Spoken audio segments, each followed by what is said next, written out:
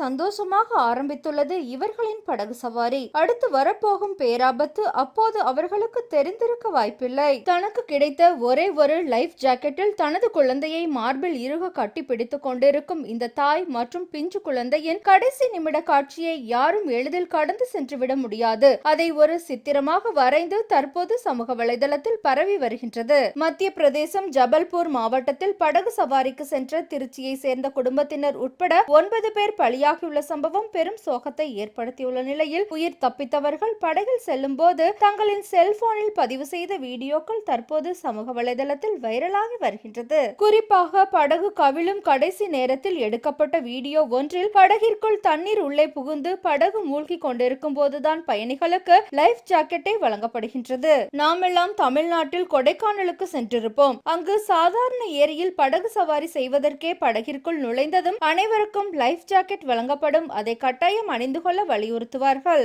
ஆனால் மத்திய பிரதேசத்தில் நடந்துள்ள இந்த சம்பவத்தில் படகு மூழ்கும் போதுதான் பயணிகளுக்கு லைஃப் ஜாக்கெட்டை வழங்கப்பட்டுள்ளது என தற்போது குற்றச்சாட்டு எழுந்துள்ளது.